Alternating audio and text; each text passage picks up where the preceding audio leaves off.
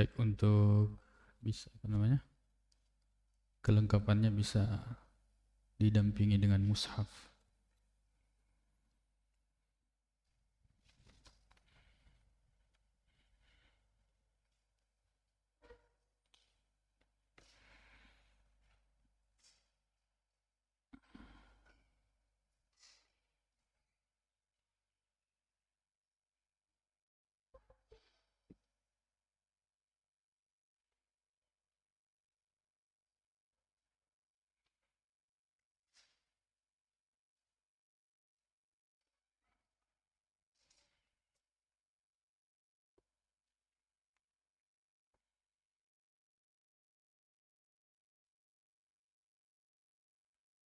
Silakan dibuka di halaman 367.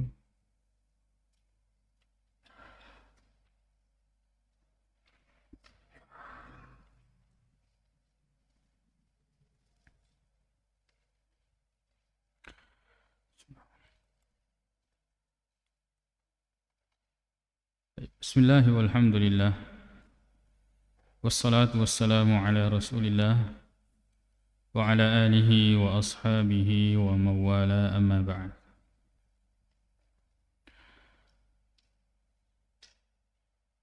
Senantiasa kita memuji hanya kepada Allah Subhanahu wa taala. Pada malam ini kembali kita dipertemukan oleh Allah Subhanahu wa taala untuk kemudian membaca, mendengarkan ayat-ayat Allah Subhanahu wa taala. Dan malam ini tidak seperti biasanya, kita mulai kajian tafsir sebagai pertimbangan bahwa kalau kita tunggu Sahih Bukhari dan Bulughul Maram ini selesai, kita tidak akan mungkin lama baru bisa baca tafsir. Maka insya Allah,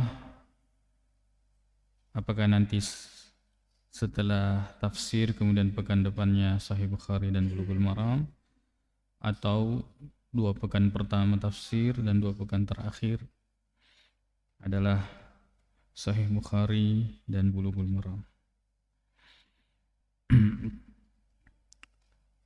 Insya Allah yang akan kita bahas atau ketahui tafsirnya adalah surah Asy-Syu'ara. Surah Asy-Syu'ara. Surah ini saat ini Allah Subhanahu wa taala banyak mengingatkan kita tentang surah ini. Surah Asy-Syu'ara. Surah Asy-Syu'ara ini adalah surah ke-26 dalam urutan mushaf. Kemudian terletak pada juz ke-19. Terdiri dari 227 ayat. Dan surah ini adalah surah Makkiyah kecuali beberapa yang di belakang akhir-akhir surah. Tayyib. Asy-Syu'ara itu maknanya adalah para penyair. Kita nanti akan melihat kenapa kemudian surah ini disebut sebagai Asy-Syu'ara. Yang paling pasti bahwa Asy-Syu'ara ini, kata Asy-Syu'ara ini disebutkan di dalam surah ini. Tapi kalau kita melihat dan membaca, surah ini adalah surah yang akan menghibur para da'i, yang dimana ketika dia berdakwah akan mendapati respon dari al-mad'u, orang-orang yang didakwahinya, maka ini adalah hiburan, atau surah ini akan menghibur dia.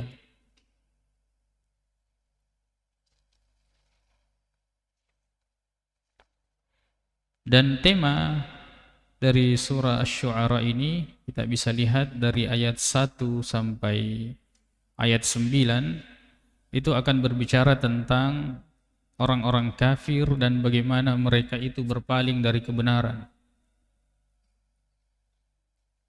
dan bagaimana kesedihan Nabi sallallahu alaihi wasallam akan respon tersebut.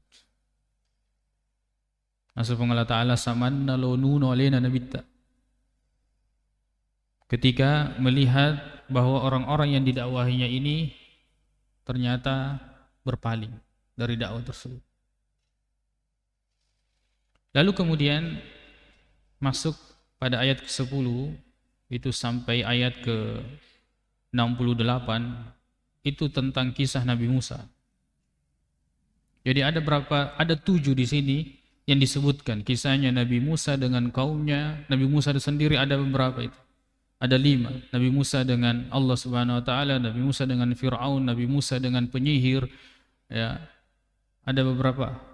Nabi Musa dengan ketika dikejar, Nabi Musa ketika bersama dengan Firaun dan Firaun ditenggelamkan. Lalu kemudian nanti berpindah ke kisah Nabi Ibrahim. Akan berpindah ke kisah Nabi Ibrahim. Lalu kemudian akan masuk di kisahnya Nabi Nuh dengan kaumnya. Lalu kemudian akan masuk di kisahnya Nabi Hud dengan kaumnya. Akan masuk di kisahnya Nabi Saleh dengan kaumnya. Akan masuk di kisahnya Nabi Lut dengan kaumnya. Akan masuk di kisahnya Nabi Syuaib. Dan semua itu adalah menghibur Nabi sallallahu alaihi wasallam. Dan terakhir masuk di Asy-Syu'ara, tentang kisah tentang para penyair.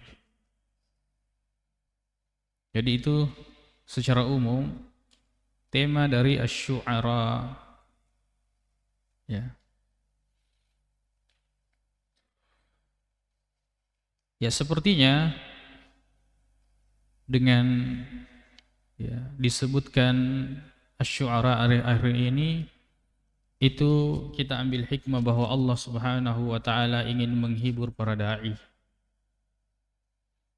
Orang-orang yang berdakwah di atas kebenaran, bahwa tatkala engkau berdakwah, tugasmu hanyalah iqamatul hujjah, memberikan hujjah.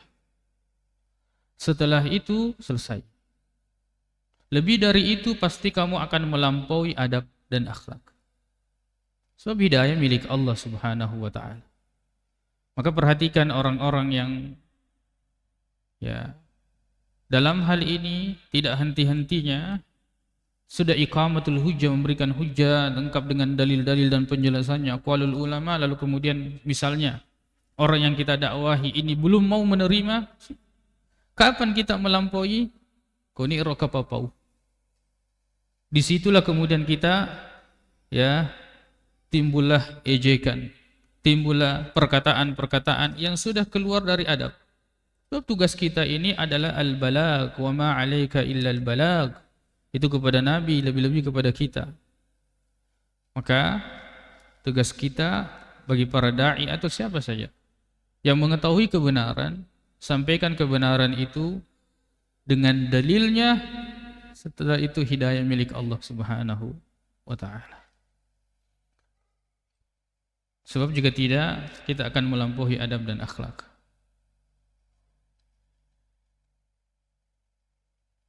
Nah, itu kita bisa ambil hikmah itu. Bagaimana Nabi sallallahu alaihi wasallam dihibur dengan surah ini, dengan disebutkan kisah-kisah para nabi, dengan bagaimana kaum mereka memperlakukan para nabi tersebut. Baik, kita mulai. A'udzubillahi minasyaitonirrajim. Bismillahirrahmanirrahim. Ta sin mim. Ta sin mim. Ini disebut dengan huruf muqatta'ah. Cara membacanya dengan menyebutkan nama masing-masing huruf tersebut.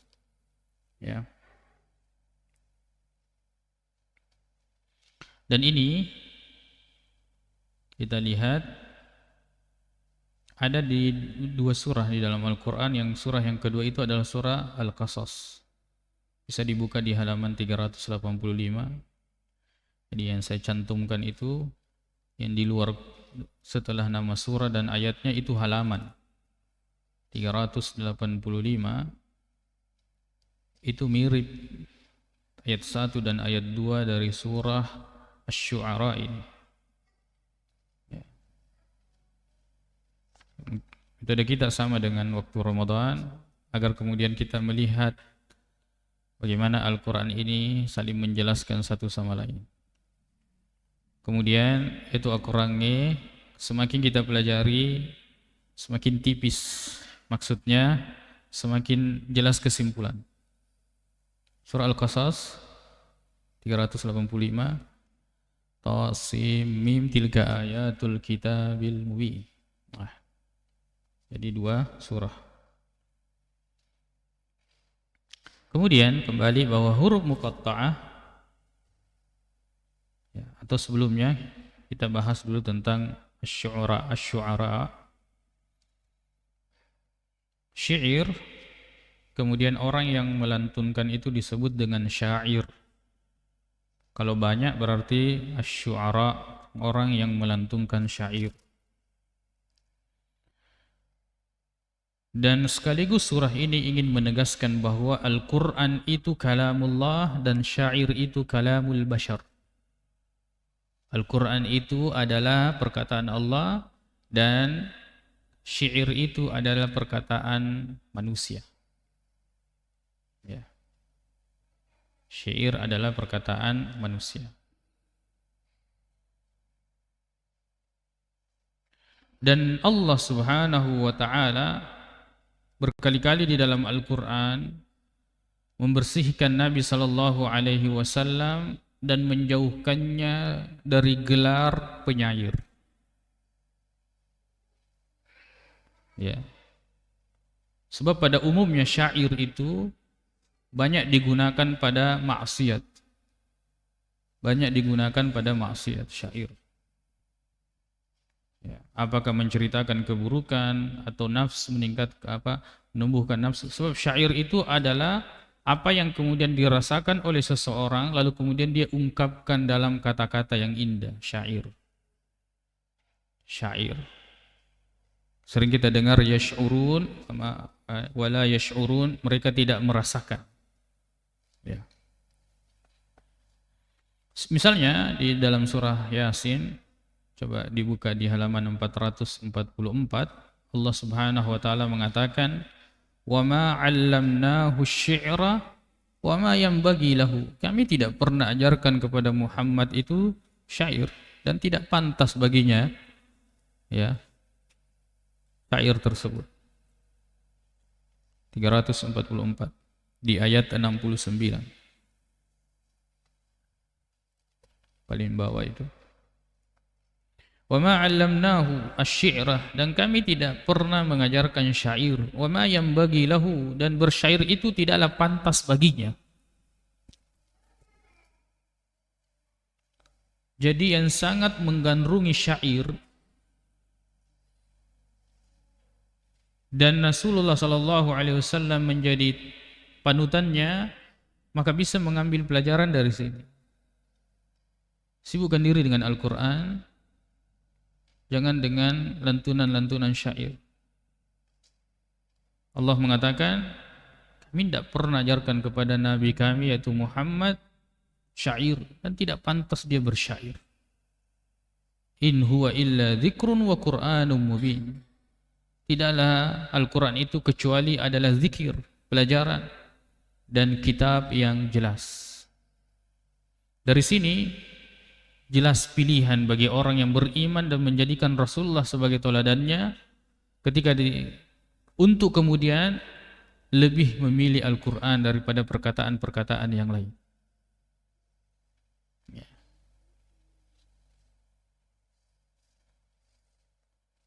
Sebab orang-orang kafir mengira bahwa Nabi itu penyair. Tapi tidak, Al-Quran ini bukan syair. Kemudian diantaranya lagi surah Al-Anbiya, bisa dibuka di halaman 322. Ini supaya ya kita terbiasa membuka Al-Quran dan membandingkan Al-Quran itu menafsirkan satu sama lain. Ya. Di ayat yang kelima, Allah Subhanahu wa taala mengatakan, "Bal qalu adghasu ahlamin bal iftarahu bal huwa sya'irun falyatina biayatin kama ursilal awwalun. Bahkan mereka mengatakan Al-Quran itu buah mimpi-mimpi yang kacau atau hasil rekayasanya Muhammad, atau bahkan dia hanyalah seorang penyair. Mereka menganggap Rasulullah penyair, padahal bukan. Ya. Itulah tadi yang di Yasin itu empat yang kemudian dibantah oleh Allah Subhanahu wa taala. Kembali mereka menyebut Rasulullah sebagai penyair. Pada surah As-Saffat 447 mereka mengatakan wa yaquluna a inna latariku alihatina li syairim majnun. Mereka mengatakan 447, apakah kami akan meninggalkan Tuhan kami karena penyair gila ini? Yang dimaksud Nabi sallallahu alaihi wasallam. Ya. Kita lihat ayat 36.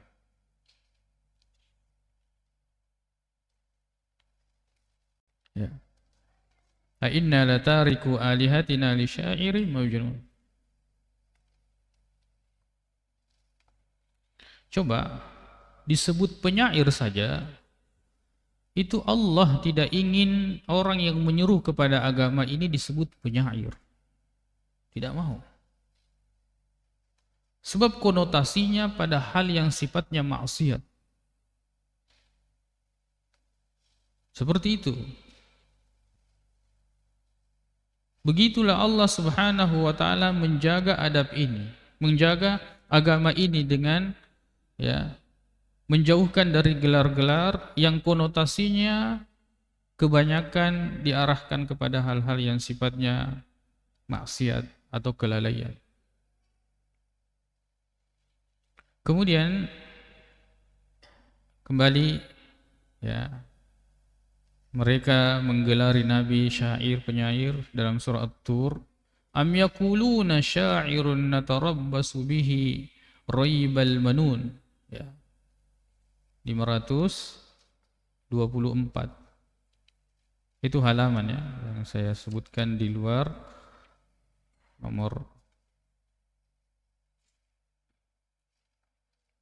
ayat 30.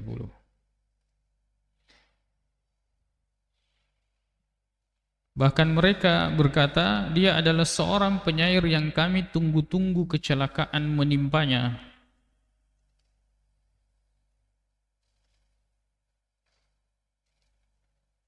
Maka kemudian di surah Al-Haqqah ini 568, wa ma huwa biqauli syairin qalilam ma tu'minun. Bahwa Al-Quran ini bukan perkataan seorang penyair. Sudah dikatakan begitu, kalian masih tetap tidak beriman. Maka dari beberapa ayat ini jelas lebih baik kita fokus terhadap Al-Quran daripada perkataan manusia, bagaimanapun indahnya perkataan manusia tersebut.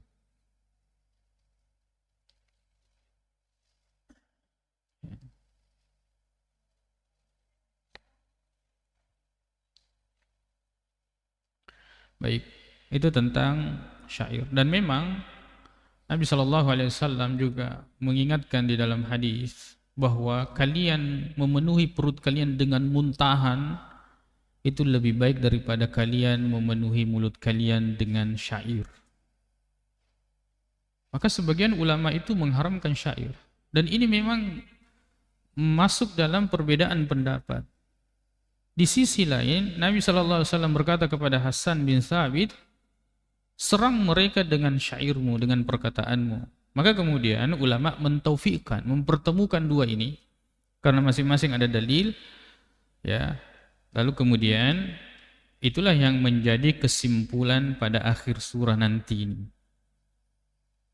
Pada akhir surah dari surah Asy-Syu'ara ini. Coba dilihat di akhir surah Asy-Syu'ara.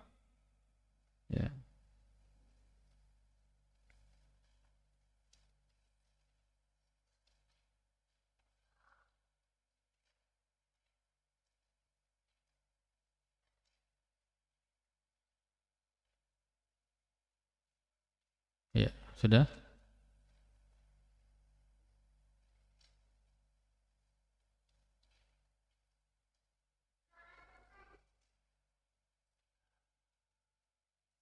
Di ayat 224, wasyu'ara'u yattabi'uhumul ghawun. Para penyair yang diikuti oleh orang-orang yang sesat. Ya. Ini bahaya. Pengikut-pengikut penyair ini banyak orang-orang yang sesat, maka jangan terpengaruh dengan mereka. Jangan terpengaruh dengan mereka. Inilah yang kemudian fenomena yang terjadi. Banyaknya orang-orang yang hijrah, yang kemudian secara tampilan berubah, akan tetapi kebiasaan ini belum bisa dilepaskan. Dan sangat disayangkan kemudian dai ikut terpengaruh fatwa-fatwanya, ya, akan kebiasaan orang-orang yang hijrah ini. Memang syair-syair itu banyak digandrungi oleh orang-orang yang sesat. Alam tara annahum fi kulli wadin yahimun. Coba perhatikan mereka itu, di setiap lembah itu mereka mengembara, cari inspirasi dan selainnya. Bukan kepada Al-Quran. Itu bedanya itu. Penyair itu cari suasana, cari apa, menghayal. Kalau penuntut ilmu buka Al-Quran, ada masalahnya buka Al-Quran. Penyair ada masalahnya, dia menghayal, lalu kemudian menuliskan dalam bait-bait yang indah. Ya. Perasaannya yang dia gambarkan. Wa annahum yaquluna ma la yaf'alun. Dan setelah itu perhatikan mereka itu suka mengatakan sesuatu yang mereka tidak kerjakan. Tayyib, itu kesimpulan dari Al-Quran. Itu hukum asal dari syair dan penyairnya. Tapi Allah memberikan pengecualian. Illal ladzina amanu wa 'amilus shalihat. Kecuali orang-orang yang beriman dan beramal saleh, wa dzakarullaha katsiran, banyak berzikir, bukan banyak menyanyi. Ingat, kalaupun dia seorang penyair, dia tidak banyak bersyair. Dia banyak berzikir kepada Allah, banyak membaca Al-Quran. Wantasaru min ba'di ma zulimu. Ya. Wa saya'lamu alladhina zalamu ayya munqalabin yanqalib. Jadi coba kalau kita membaca Al-Quran, menghadirkan niat yang benar agar kemudian kita mendapatkan petunjuk oleh Allah Subhanahu wa taala. Karena Al-Quran ini bukan memberikan pilihan 50-50, tidak. Sehingga orang itu bingung yang mana, tidak. Inna hadzal Qur'ana yahdi lillati hiya aqwam. Al-Quran itu selalu menunjukkan kepada yang terbaik, yang paling kuat. Bukan membuat bingung. Masa ada orang beriman baca Al-Quran masih bingung yang mana? Pilih ini atau pilih? Pilih Al-Quran atau pilih?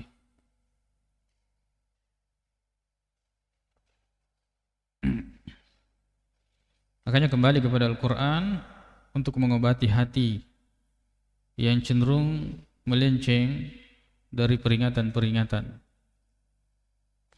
Kita masuk di ayat 1 Tasimim. Sebagaimana tadi sudah disebutkan, tilka ayatul kitabil mubin. Ya. Tilka artinya itu. Ya. Tilka artinya itu. Kalau di sini inilah. Itu di dalam apa namanya kitab tafsir, ismul isyara menunjukkan jauh, maksudnya karena Al-Quran ini derajatnya tinggi, maka digunakan tilka, derajatnya tinggi. Tilka ayatul kitabil mubin. Atau penjelasan yang lain, digunakan kata tilka sebab memperhitungkan anggapan orang-orang kafir yang mereka melihat Al-Quran itu jauh. Maka disebut tilka. Adapun inilah itu adalah tafsir. Tafsir itu, tafsir bahasa Indonesia. Ya.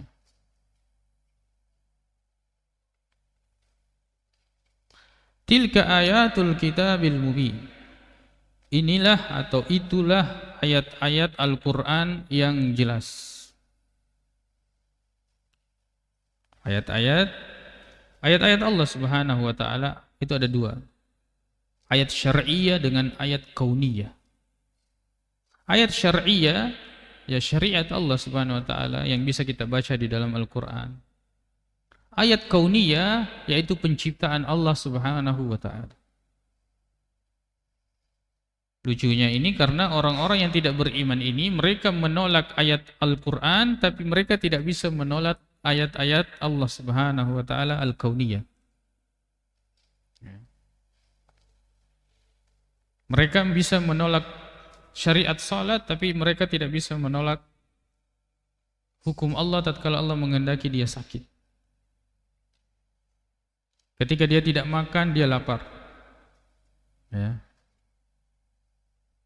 Itu hukum Allah Subhanahu wa taala, hukum kauniyah. Baik. Tilka ayatul kitabil mubin. Bahwa Al-Qur'an ini adalah kitab yang jelas. Al-Quran ini kitab yang jelas. Ada yang mengatakan jelas, artinya bana jelas. Ada yang mengatakan al-mubin artinya al-mubayyin yang menjelaskan. Ya, yang menjelaskan. Kedua-dua maknanya ini tidak bertentangan. Jelas dan menjelaskan. Dan Al-Quran ini menjelaskan segala sesuatu. Ya. Baik itu apa? Minimal dengan isyarat. Kita bisa lihat bahwa Al-Quran ini sudah tidak ada yang luput dari Al-Quran. Buka di surah Al-An'am ayat halaman 132, ayat 37 dan 38.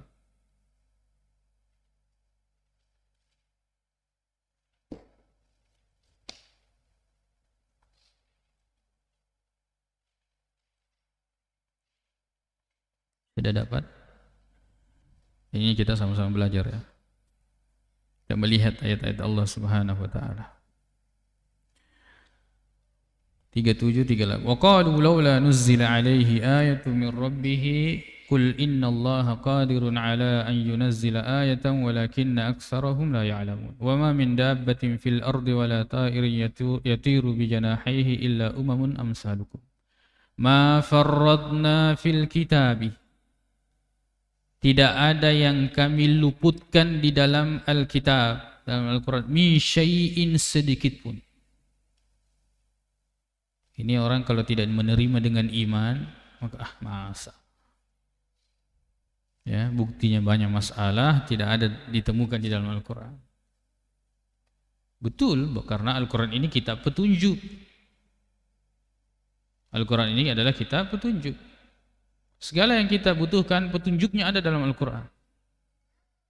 Makanya kisah yang masyhur yang mungkin pernah kita dengarkan, salah seorang syekh dari Mesir namanya Syekh Muhammad Abdu yang ya, pernah berkunjung ke Paris, lalu kemudian dia masuk di salah satu warung makan, ya, lalu kemudian orang datang menemuinya, kemudian mengatakan kepadanya, katanya Al-Quran atau kitabmu itu mengatakan tidak ada yang luput dari kami, semuanya sudah ada dalam. Syekh mengatakan benar, semuanya ada dalam Al-Quran.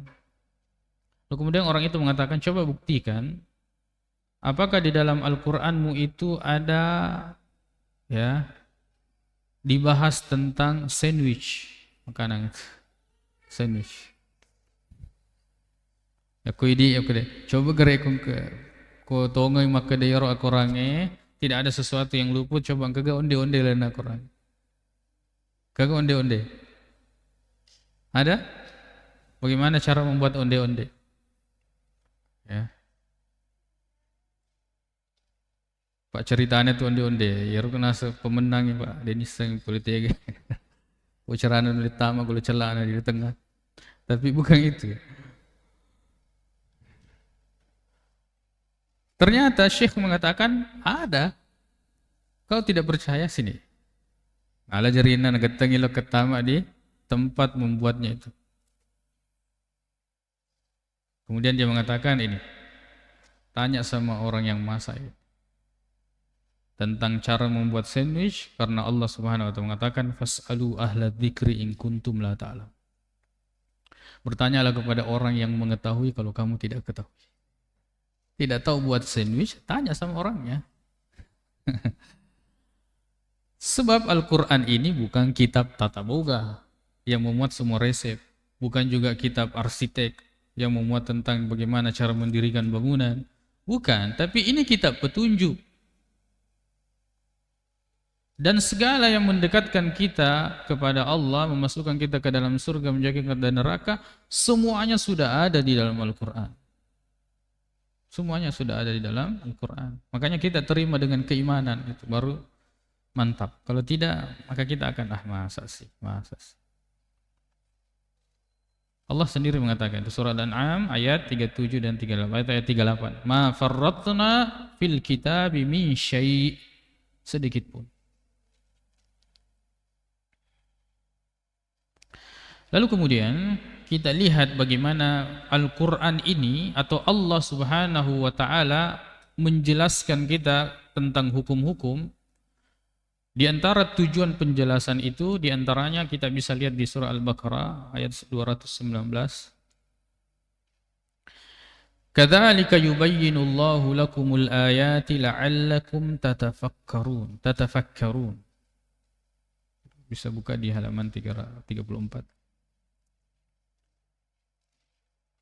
Nasuruh kima pikri. Jadi bukan berarti setelah dijelaskan kemudian kita tidak berpikir. Bukti bahwa seseorang itu, iman ini adalah seseorang harus munculkan di dalam dirinya. Setelah dijelaskan itu, orang itu masih ada usaha dari dia, ikhtiar. Ya. Maka dia itu tongengin alat tuki mana ki tongeng kemudian menerima. Nah, ini yang tidak banyak orang menerima kebenaran itu. Nah, sebab kodena alat tuki ki tongeng, orang punya hujah nanti di hari kemudian. Kedai pun penjelasan ini tidak sampai sama saya. Coba kita lihat. Yas'alunaka 'anil khamri wal maisir qul fihima itsmun kabirun wa manafi'u lin-nasi wa itsmuhuma akbaru min naf'ihima wa yas'alunaka madza yunfikuna qulil af kadzalika yubayyin. Ini fokus kita. Seperti itulah Allah menjelaskan kepada kalian ayat-ayatnya agar kalian berpikir.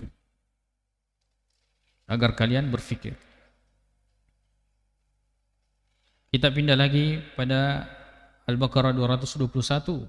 Coba perhatikan di akhir ayatnya. Wa yubayyinu ayatihi lin-nasi la'allahum yatadzakkarun. Penjelasan itu di antara tujuannya agar kita mengambil pelajaran. Kemudian di surah Ali Imran ayat 103, kadzalika yubayyinullahu lakum ayatihi la'allakum tahtadun. Di antara tujuan penjelasan itu adalah agar kita ini terpetunjuk.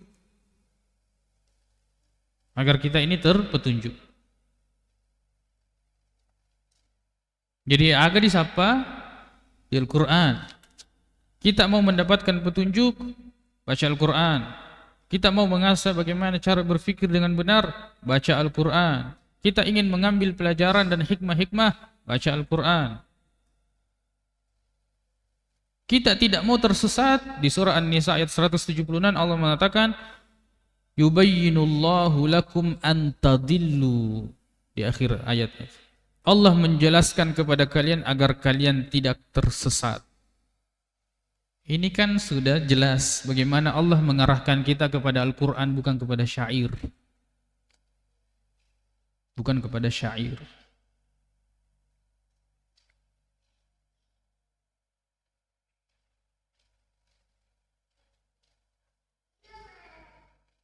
Kemudian bagaimana supaya orang itu mengarah kepada kesyukuran? Baca Al-Quran. Kadzalika yubayyinullahu lakum ayatihi la'allakum tashkurun. Jadi penjelasan ini semuanya bisa mengantarkan kepada kita hal-hal ini. Bersyukur misalnya. Surah Al-Maidah ayat 89. Saya hanya baca akhir-akhir ayatnya. Artinya Al-Quran ini adalah penjelas atau sesuatu yang jelas, dan yang berkata di dalam Al-Quran ini adalah Allah, maka sangat jelas bagaimana kalau kita mengambil Al-Quran ini sebagai pedoman hidup kita, selesai masalah. Dan itu dikuatkan pada ayat Al-An'am tadi, bahwa ma farratna, apa masalah apa yang kita hadapi, ada semua di dalam Al-Quran solusinya. Cuma kita lebih suka kalau ada masalah sedih, dengarkan nyanyian, ya kan? Semakin sedih, dengarkan Al-Quran, ya. Wa nunazzilu minal Qur'ani ma huwa syifaa'un wa rahmatul lil mu'minin. Al-Quran itu turun untuk obat hati. Kalau sakit hati, jangan dengarkan nyanyian, tambah sakit hati. Ya, lantunan syair itu bisa membuat orang bunuh diri. Semakin kemudian membuat perasaannya itu, semakin dia renungi, semakin dia terpuruk karena syair-syair ini. Maka ketika ada masalah, jangan lari ke syair, jangan lari ke nyanyian, jangan lari ke musik, jangan, kepada Al-Quran. Cukup dan sangat jelas ketika Allah tidak ingin nabinya disebut penyair. Kemudian yang terakhir di surah An-Nur ayat 61, ayat terakhirnya, di akhir ayat, kadzalika yubayyinullahu lakumul ayati la'allakum ta'qilun. Ya. Yakodinake gunalada akal letak, banyak-banyak baca Al-Quran dan pelajari serta tadabburi. Di situ baru kemudian kecerdasan dan akal seseorang itu akan semakin kuat. Tapi itu tadi bukan cuma membaca, ya, mentadaburi. Ya, mentadaburi. Ya, nasabah memang, ya, itulah Al-Quran itu kita petunjuk. Orang itu susah. Kadang kita berpikir, dia mana ni sepesilengang ini. Ya, jelas ini kebaikan, ini keburukan, jelas ini yang dimaksud, dia tidak bisa membedakan itu. Maka kemudian solusinya banyak membaca Al-Quran, dan Al-Quran ini tidak membuat kita bingung memberikan pilihan 50-50, tidak, tapi memberikan solusi yang paling baik dan paling tepat.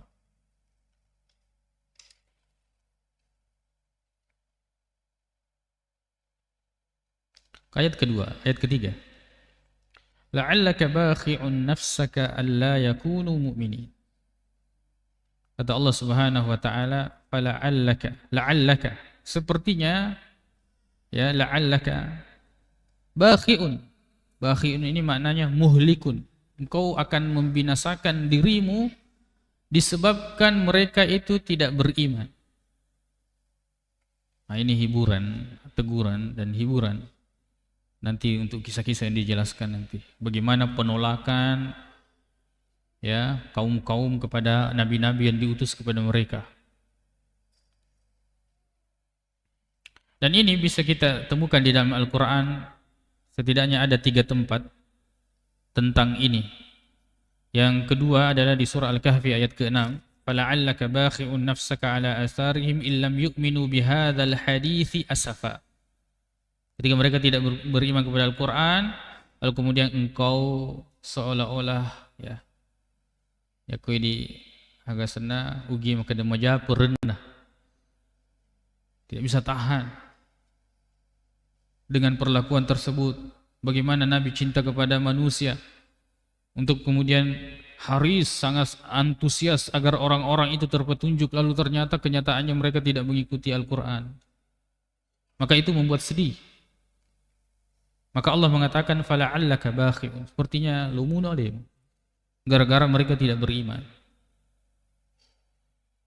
Maka kemudian kita bisa lihat di surah Fatir di halaman 435 itu, fala tadhhab nafsuka 'alaihim hasarat. Ya. Ini sama maknanya bakhi'un nafsaka.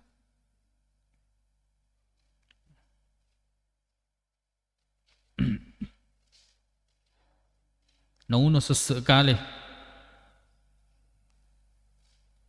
Maka kemudian dakwah ini tidak perlu ada yang disesalkan, sebab memang tugas kita itu hanya menyampaikan. Pada tokoh merelu duaki aja disesei, karena doa sendiri itu adalah ibadah. Adapun pengabulannya itu lain lagi urusannya. Jadi setidaknya 3 tempat kita bisa menemukan ayat yang semakna, yang 2 ayat hampir mirip, la'allaka bakhi'un fala'allaka bakhi'un. Yang ayat yang ketiga itu surah Fatir, fala tadhhab nafsuka. Jangan dirimu itu hilang. Maksudnya ya binasa.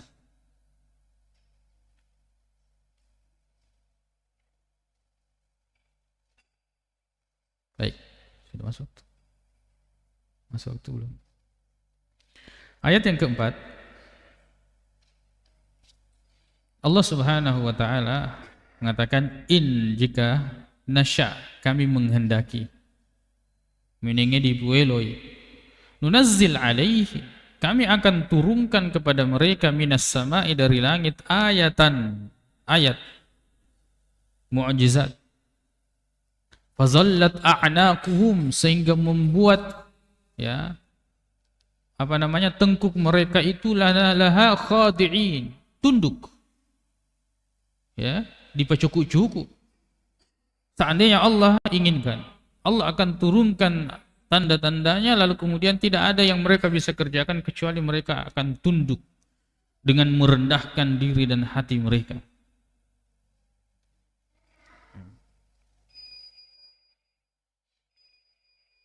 Dan ini bisa kita temukan di 2 surah, setidaknya 2 surah. Di surah Yunus ayat 220, walau syaa rabbuka la amana man fil ardi kulluhum jami'a. Walau syaa, seandainya rabbuka menghendaki, Allah menghendaki, maka sungguh beriman semua orang yang ada di muka bumi ini, semuanya. Afa anta tukrihun nasa hatta yakunu mu'minin? Apakah engkau kemudian akan memaksa orang-orang itu sampai mereka itu beriman? La ikraha fid din, tidak ada paksaan dalam beragama. Kembali tadi, ya peringatan bagi kita semua, bahwa tugas kita itu iqamatul hujjah, memberikan hujjah, selesai. Setelah itu, ya kita akan melampaui dan jatuh kepada adab dan akhlak yang buruk, yang kemudian mengatasnamakan bahwa kita di atas kebenaran. Sama dengan teguran Allah Subhanahu wa taala, apakah engkau akan memaksa orang-orang sampai mereka beriman? Kemudian di surah Hud ayat 118 halaman 245, walau syaa rabbuka laja'alan nasu ummatan wahidah. Seandainya Allah menghendaki, maka Allah akan menjadikan semua manusia itu satu umat saja. Akan tetapi wala yazaluna mukhtalifin, yang ada nyatanya mereka ya akan senantiasa berselisih. Jadi jangan membuat kita, sekali lagi bahwa ini hiburan bagi dai, terutama sekarang kita ini, di zaman-zaman seperti ini. Jangan paksa. Kita sudah jelaskan bahwa seperti inilah, ini dalilnya, demo penelo maceri lo dia sejagro gitu. Ketika gitu. La ikraha fid din, tidak ada paksaan dalam agama. Sehingga di ini tetap adab kita akan terjaga. Dan orang-orang, terutama para penuntut ilmu, tatkala orang menyebutkan dalil dan hujjah, jangan anggap itu tidak beradab. Ya, jangan anggap itu tidak beradab. Begitu pula para ustadz atau dai, siapa saja yang mendapatkan teguran atau peringatan, itu nikmat. Daripada kemudian kita dibiarkan terombang-ambing dalam kesesatan, tidak ada yang tegur-tegur. Dan bahayanya bagi pengikut ini, orang-orang yang mengikuti misalnya satu syekh atau satu guru, kalau misalnya Allah tidak ungkap kesalahannya, dia minta dilanti mencuci nabir. Tidak salahnya, tidak ada kesalahannya. Tapi Allah membeberkan kesalahan itu, bukti bahwa manusia, biar siapa? Biar siapa? Pasti ada kesalahannya. Tugas kita itu adalah membenarkan yang benar dan menyalahkan yang salah. Jangan tertukar atau jangan bingung di situ. Baik, kemudian ayat yang kelima dan keenam.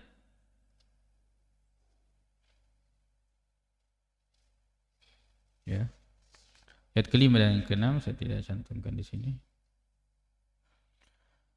Faqad kadzdzabu fasayatihim anba'u ma kanu bihi yastahzi'un.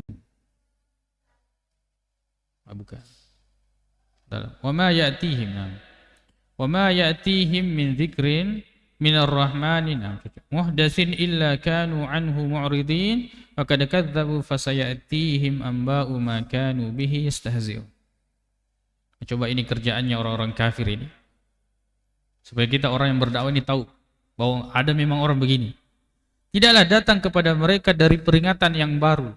Baru ini, bahkan biasa mereka yang minta, coba tanya sama Tuhanmu tentang ini. Ketika turun ayat, dia tolak lagi. Muhdas. Ayat yang baru, hukum yang baru dari Allah Subhanahu wa taala, illa kanu anhu mu'ridin. Kecuali kemudian mereka itu berpaling. Jangan heran maka dah biasa kita mengatakan kira-kira agana welo upalatuka kina masumanan itu orang hadis na dia melo macuri. Ya sudah, memang seperti itulah. Orang yang hidup di zaman Nabi sallallahu alaihi wasallam bertemu dengan Nabi saja, turun ayat, dia tanyakan tentang ini betul-betul diturunkan, dia mau pernah curi. Apalagi kalau kita sekarang.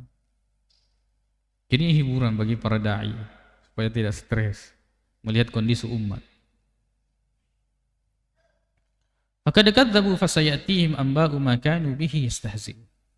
Ya, mereka telah mendustakan dan akan datang kepada mereka itu berita-berita ya terhadap ma kanu bihi yastahzi'un, apa yang dahulu mereka perolok-olokkan. Ya, mereka hinakan, tertawakan.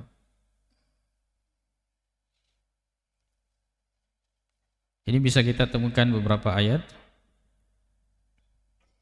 bahwa kita tidak bisa memaksa semua orang. Di surah Yusuf ayat 103 mengatakan, "Wa ma aktsarun nasi walau harasta bimu'minin." Kita sangat antusias mereka beriman, tapi tidak, sedikit saja yang beriman. Ya hasratan 'alal ibad ma ya'tihim mir rasulin illa kanu bihi yastahzi'un. Alangkah kemudian menyesallah bagi hamba-hamba itu. Datang rasul, mereka olok-olok, mereka ejek. Ini surah Yasin. Itu surah Yasin, dia banyak mengandung tentang hal-hal yang seperti ini. Datang perintah, datang ayat, dia tolak. Itu banyaknya, bukan tentang ya apa namanya yang kita sering lakukan tujuan-tujuannya.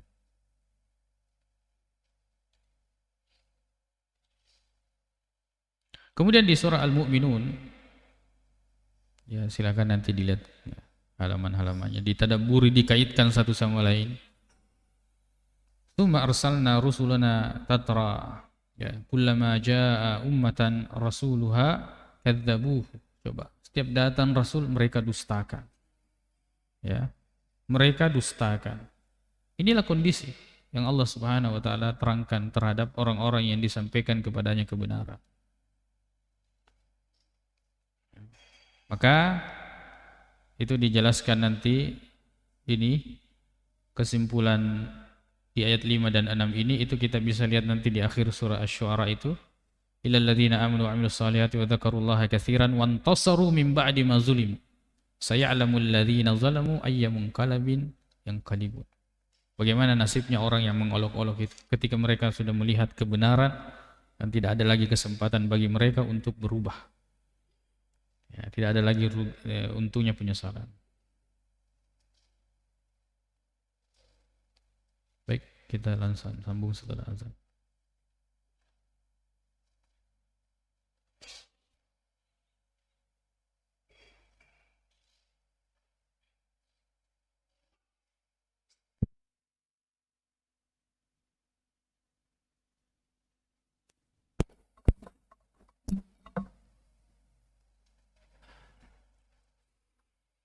Allahu Akbar, Allahu Akbar. Allahu Akbar,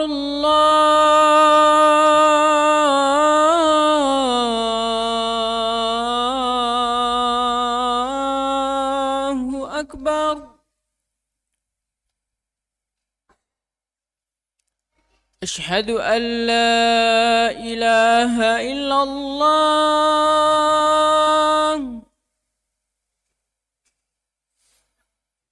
أشهد أن لا إله إلا الله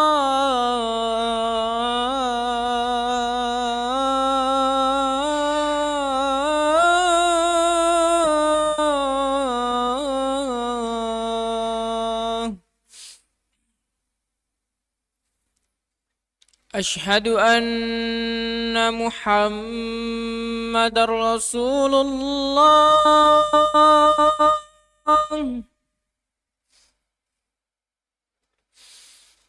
أشهد أن محمد رسول الله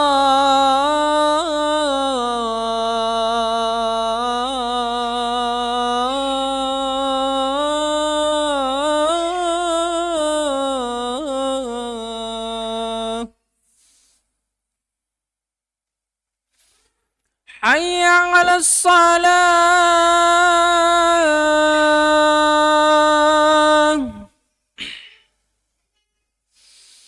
حي على الصلاة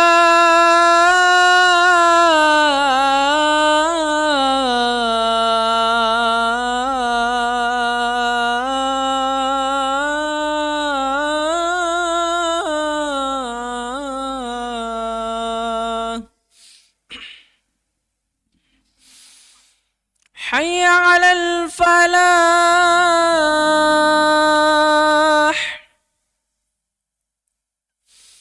حي على الفلاح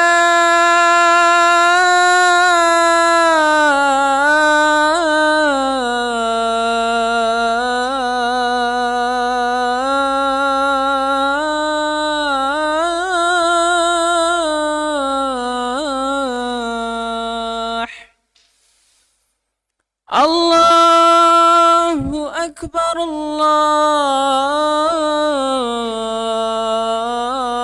الله أكبر لا إله إلا الله